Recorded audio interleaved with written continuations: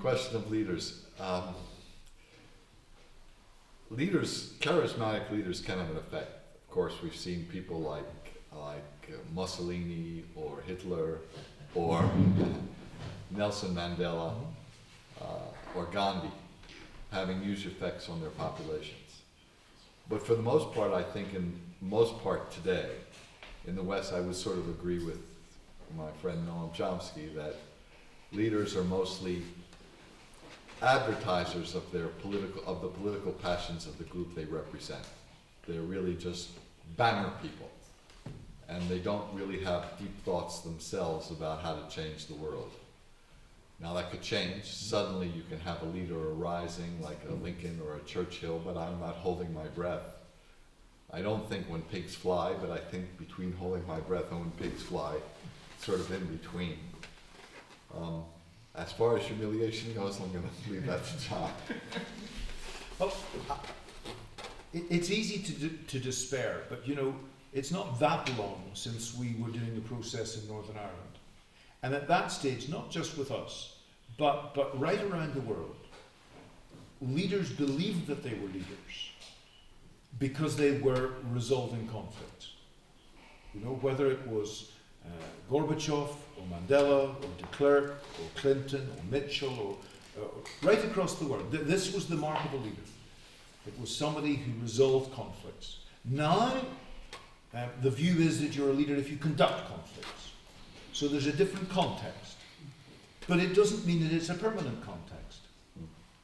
And you know, I was saying in response to Sundeep about how do we get the message out? Well, you're trying to do it, Sundeep, you know? And quite a lot of the folk here are writing papers and writing books and using social media to get messages out. And I guess the first thing I would say is, don't despair. The second thing I would say is, don't panic. I very often find that patients would come along to see me, and we would talk a little bit about things, and I would say, well, if you'd like to come into therapy, I think we can organise that. And they would say, how long will it take? And I would say, well, you know, it's taken you 20 years to get into this, it's going to take a while to get out of it. And they would say, I don't have the time. And I would say, well, you know what? We can't start yesterday. The only day we can start is today. You can postpone it till tomorrow, but we can't start yesterday. So would you like to start? And I think there is that sort of sense of impatience, which is particularly a Western proclivity now. And I think saying to people, yeah, it's very worrying, it's very difficult, it's very problematic, but let's just take our time. And the third thing is dealing with this question of humiliation. I tell a very brief story which I've told many times before, so forgive me if you've heard it before.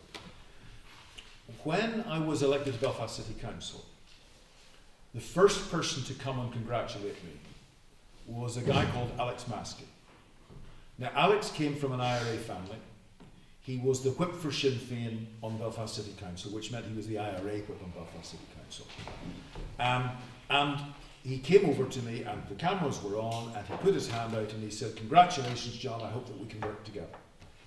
Now, my immediate thought was, well, wait a minute. People don't shake hands with Sinn Féin publicly. Why? Because they have blood on their hands. You know, symbolically, this was a political problem. Secondly, this guy's trying to put me on the offside. You know, he knows that this is a problem and an issue. He's playing a political game here. What do I do? And what a lot of people did in that circumstance was put their hands behind their back and turn and walk away. So I was aware of that. On the other hand, I was saying to myself, am I trying to make a difference or am I not? If I'm trying to make a difference, then behaving in the same way is not making a difference. This is a human being that's saying this to me. There's one part of him that's playing a game that's trying to put me on the offside. But if he's a human being, there's another part of him that is wanting to be treated with respect, that is wanting to engage with another person. And, you know, I'm not going to be a buddy pal of his, but I think the proper way for me to react in this situation is to shake hands. And so I shook hands, and I said, thank you very much, Alex. Now, we didn't become buddy pals, but he sat beside me in the Belfast City Council. And after a little while, my father fell ill. And he went into hospital. We went in to visit him. And who was in the bed on the opposite side of the ward? Alex Maskey's mother. And so the families were visiting at the same time. And one of them came to my brother and said, "What's going on?" And he said, "Well, what do you mean?" He said, "Your mother's coming in and she's sitting on the bed beside my mother and she's talking to her and so on." Well, you know, our mum's like that, you know. And that relationship progressed. And when my brother was elected to Belfast City Council, he came to me and he said, "I think we should be voting for Sinn Féin to have the Lord Mayor." And who was it that they voted for? It was Alex Maskey. And Alex became the Lord Mayor. Ultimately, we worked together in the Assembly. He then became the Speaker of the Northern Ireland Assembly. He is currently the Speaker of the Northern Ireland Assembly. And when King Charles came to Northern Ireland, the two officials that met him in the Northern Ireland Assembly were the leader of Sinn Féin and Alex Maskey of Sinn Féin. Now the point about all of that is if you simply go with the way the politics goes, you don't make any change. You have to take some risks, not stupid risks, but risks that engage with the other person as a person. And treat them in a respectful way. Not become buddy pals, not flip it round to the other side where you over-respect and where you disregard things that the person has done and so on. But I have not found anything more toxic in human relations at an individual level or a community level than humiliation. And nothing more unifying in human relations than to have families come together. I remember in the Oslo Accords, many of them had families who got to know one another, and that was essential.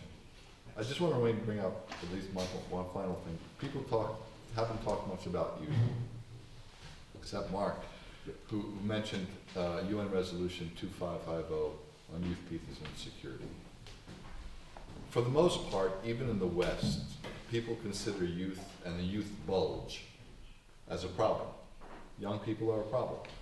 They have to be managed, controlled, or they're victims of radicalizers, of brainwashing, or whatever. But I think that perhaps the greatest period of intellectual and material productivity, at least in my country, in the United States, was because of a youth boom. Because we had so many youth, and because they were empowered. And because of that, the United States became, for ill or good, hegemonic in the world. I don't see any movement of our societies, either in the East, or in the West, or in the South, or in the North, empowering youth. Understanding they are the ones who will provide the solutions, the novel solutions we need. We allow that in business. In Silicon Valley, you have 16-year-olds, 17-year-olds, 18-year-olds. You have people like Dylan who are leaders in their field. But in the political realm, or just providing ideas, there's no space for them. And I think that one of the missed opportunities of the United States with UN Resolution 2550, which was voted, actually it was sponsored by Jordan. It was an agreement that all the nations seemed to agree on when they couldn't agree on anything else, but they haven't provided any means at the UN to actually implement. In fact, the United States has gone the opposite way. It's got the most elderly, almost demented people. I wouldn't have mentioned that.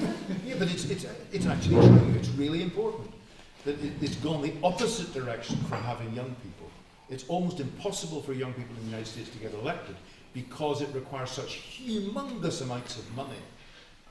That is not necessarily the case in other places, but young people themselves also have a responsibility to come forward with the ideas and the propositions, and they do. They do, but they don't have the channels of power. It's a bit, quote like Churchill. What did he say about Alan? What did Alan Brooks say about Churchill? He's got 10 ideas. When he has 10 ideas, one of which may be good. Well, youth are passionate, and they have many ideas, some of which are irreal, but there's no channels from people like us, but I mean in an institutional sense, to give them the access where those ideas can actually be realized and developed. It's one of the reasons why you and I came to set up our work here in Oxford, was That's right. because it was full of bright young people from all sorts of parts of the world who could potentially pick up these ideas and take them around the world. And I guess that's one of the things we need to keep very much in our minds. We've time for one more intervention by colleagues here, if they would Just like to. one comment. Denise. If I may. I think humiliation is very dangerous, but also narcissism is dangerous too.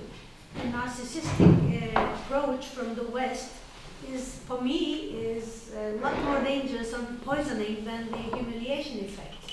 Benevolent hegemon, for example, the notion. While raising our kids or our youth, we have to teach them how to treat the other people equal. And these kind of ideological indoctrinations are getting us close to these kind of wars, and it keeps the humiliation process sustaining. I mean, that's, I think it's another side of the issue. Absolutely. Any other interventions? So, Michelle. just really rare at the time. It's a story. So I used to take in international students. And at the time, I had a Chinese student, a Japanese student, and a Korean student. I knew nothing about Asian colonialism. So needless to say, there were some conflicts I didn't understand because I don't speak either of any of the languages either. But it opened my eyes to the understanding that I think in the West we're a bit blind as well to the systems of colonialism and empire building that happen in other places.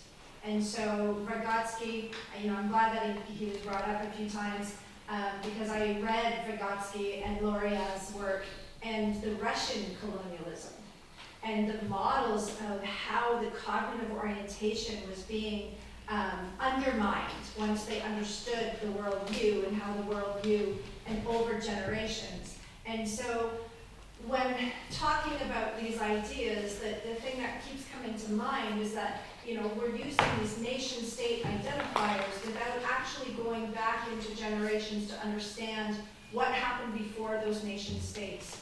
Because the intractable conflict, I think, goes further back, right? And so if we think about, that projected nature of conflict over time, and I don't know any of these key world players, I'm not interested in, I'm more interested in the people that I meet, right?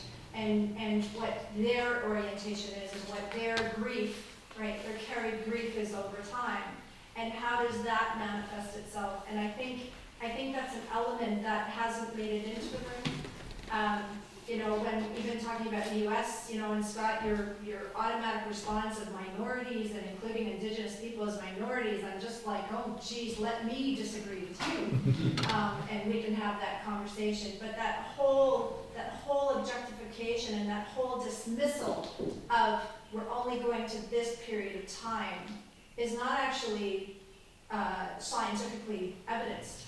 Because epigenetics is true, and biology is true, and so we find that from science. So I would suggest that in those conversations, as you were starting about trying to meet with scientists, also learning that Indigenous people are being led into those rooms of scientists, because Western science is limited in its ideologies and its approaches, and we're only implementing today what was found in the 1960s and 50s and before that. And so we've had a little leg in terms of actual new discoveries. And so that's the thinking that I had in my mind about the future, as well as thinking about young people. Young people are institutionalized as a result of policy made by older generations who place young people in the education system from a very young age where it's prescribed what is taught to them through curriculum. And that's up to us. That's up to our generation to start to shift that. And so all of these conversations that we've had over the last few days, in this room and otherwise, I'm bringing back to my classrooms, to my courses, specifically because I'm like, these are all great ideas, but they don't do us any good sitting in this vacuum that also was brought up a lot of times, but the vacuum that exists if we don't get it back out and do that knowledge transformation, that knowledge transfer, right? And that transcription, you know, of how do we then have these conversations with our young people. Well, let's figure out how to do that. I mean, I worked many years with the Menominee in Wisconsin and the Maya in Central America. And we did work with them coming into the school system. They entered the school system with the highest ratings in the nation on natural history and on science. They came out of the school system with the worst ratings on science. So the institutions, educational institutions in the United States and perhaps Canada as well, suppressed whatever native knowledge there was they could contribute. They knew a hell of a lot more than the other kids. Given the fact that these institutions dominate, how do we bring this kind of knowledge, this awareness, into the discussion? Well, we've come to the end of the time available for today and for this year's CRIC. We'll be looking to what our theme may be for next year, and who knows what the world will look like then. Or if it's around. But if it's around. It's not around, we needn't worry about it. But there are a number of things that have been said in this last session that seems to me may well point to some of the things we'll focus on for next time.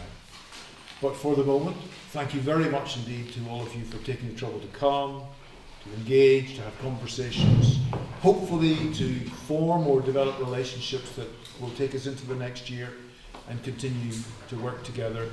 And thanks very much indeed to those who have facilitated it